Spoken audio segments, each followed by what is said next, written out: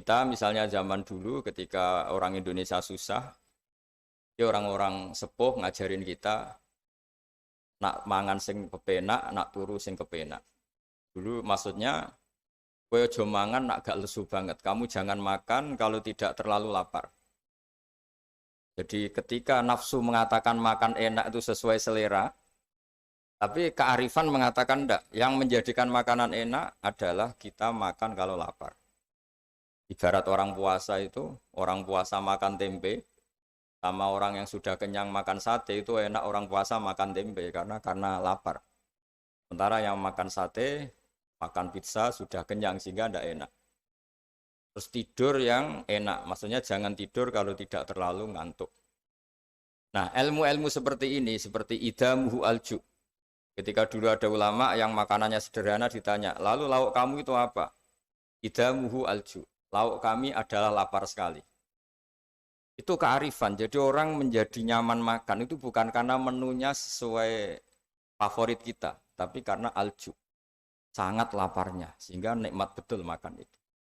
Nah, kearifan-kearifan seperti itu dulu semua nabi, dulu semua rasul, semua ulama, semua wali keinginannya kebenaran itu ya laita qaumi ya'lamun bima ghafara li rabbi wa ja'alani minal mukramin. Jadi yang dikatakan kebaikan itu adalah satu ilmu, satu keyakinan, satu pengalaman baik supaya ini dirasakan oleh orang lain. Jangan merasa kebenaran itu milik kita lalu kita nikmati sendiri, tidak boleh, itu egois. Semua nabi itu dalam ilmu tafsir dijelaskan nabiyun itu dari kata nabiun, orang yang memberitahu. Makanya ini betapa mulianya tugas para kiai, para ulama, para dosen, para pengampu ilmu. Karena ciri khas nabi itu mengertikan. Sehingga Quran itu diulang-ulang, waskur akhoat i'lamu. Ingat peristiwa ini, ingatlah peristiwa ini, kaji peristiwa ini, pelajari prahara yang dialami orang-orang sebelum kamu. Semuanya itu mengarah ke ilmu. Dan itu harus ada yang memberi penjelasan. Caranya gimana? Caranya itu ada edukasi, ada kreativitas. Nah, dulu yang paling dianjarkan Quran adalah Dorbul Amsal. Dorbul Amsal itu bikin analogi yang orang paling nggak paham pun itu menjadi paham karena gampangnya analogi tadi.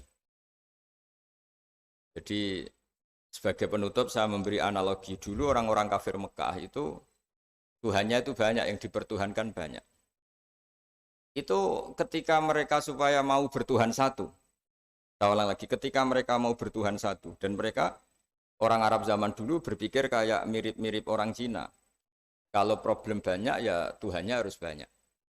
Hingga ketika Tuhan satu kata mereka aja'alal alihata ilaha wahida inna hadza la syai'un ujab. Masa Tuhan satu padahal problem kita banyak. Allah bikin analogi dua kali. Saya sering menjelaskan analogi ini. Pertama yang terkenal itu jika kalian punya majikan banyak, kemudian perintahnya beda-beda. Sama punya majikan satu, perintah satu milih mana? Mereka bilang suka punya majikan satu.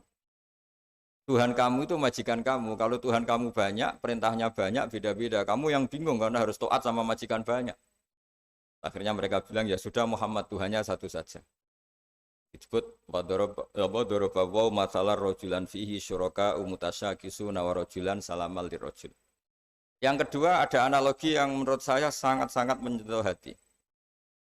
Dorobalakum masalam min anfusikum. Halakum mimma malakat aimanukum min syuraka afi ma razaqnakum fa antum fihi sawa. Takhafunahum ka khifatikum anfusakum. Jadi makna gampangnya gini ya. Kalau Anda beli mobil Innova misalnya. Mobil itu kamu beli dengan uang kamu, hasil kerja keras kamu. Dari warisan orang tua kamu, dari apa saja semuanya yang beli itu materi yang milik kamu. Setelah kamu beli mobil, kemudian ada orang yang merasa punya mobil itu kayak kamu. Gaya makainya kayak kamu, gaya menguasainya kayak kamu. Pasti ini jadi peristiwa aneh. Wong ndak ikut punya kok ikut merasa punya. Wong ndak ikut membeli kok menguasainya kayak yang beli. Akhirnya orang sadar. Terus Allah bilang, begitulah saya kata Allah. Yang menciptakan langit itu saya tok. Yang menciptakan bumi itu saya saja. Masa kemudian ada Tuhan-Tuhan yang kamu pertuhankan ikut menuhanin bumi, sementara nggak terlibat penciptaan langit dan bumi. Ini apa-apaan kata Allah Ta'ala. Itu yang disebut aruni madza khalaqu minal ardi am lahum syirkun fis samawat. Untuk menuhani bumi ya ikut menciptakan bumi, untuk menuhani langit ya harus ikut menciptakan langit. Sementara kita tahu pencipta langit dan bumi hanya Allah Subhanahu wa Ta'ala. Tapi Allah secara indah menjelaskan betapa naifnya teori syirik, teori menuhankan selain Allah. Dengan analogi, jika kamu punya barang yang kamu beli dengan harta kamu, dengan kekuatan kamu, dengan aset kamu, apakah kamu ridho ada orang lain yang merasa memiliki barang itu setingkat kamu? Itu disebut halakum mimma malakat aymanukum min syuraka fima razaqnakum fa antum fihi sawa. Kemudian orang itu merasa persis kamu dalam penguasaan barang kamu. Pasti kamu tidak mau kan? Ya tidak mau, itu milik saya. Nah, begitulah Allah. Allah itu pencipta langit dan bumi. Wahdahu la syarikalah. Hanya dia yang menciptakan langit bumi. Masa yang tidak ikut menciptakan langit bumi kamu pertuhankan setingkat Allah? Hanya orang-orang penyembah Lata, Uzza, Hubal dan beberapa musyrik-musyrik yang lain sadar dengan analogi itu, dengan ilmu itu, akhirnya mereka mau bertauhid, mau bersyahadat asyhadu alla ilaha illallah wa asyhadu anna muhammadar rasul. Jadi saya mohon bahwa Islam ini agama ilmu, agama yang dimulai dengan kata-kata fa'lam annahu la ilaha illallah. Fa'lam itu ya kenal Allah itu dengan ilmu, fa'lam.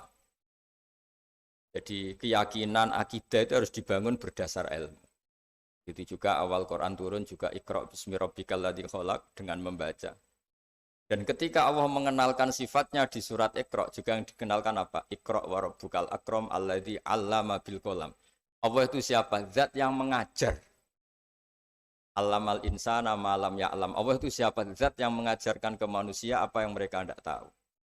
Jadi semoga ini jadi motivator, motivasi. Semoga para rektor, para dosen, para yayasan, para teman-teman di luar negeri semuanya punya semangat mengajar. Karena di antara sifat Allah yang disebutkan adalah Allamal insana ma lam ya'lam. Allah itu siapa? Zat yang akram, yang dermawan, yang baik, yang sakho, yang rahman rahim. Kemudian Allah itu siapa? Allamal insana ma lam ya'lam. Zat yang mengajarkan apa yang tidak diketahui manusia. Jadi betapa mulianya mengertikan yang tidak ngerti. Ya, saya mohon maaf karena saya punya wazifah banyak.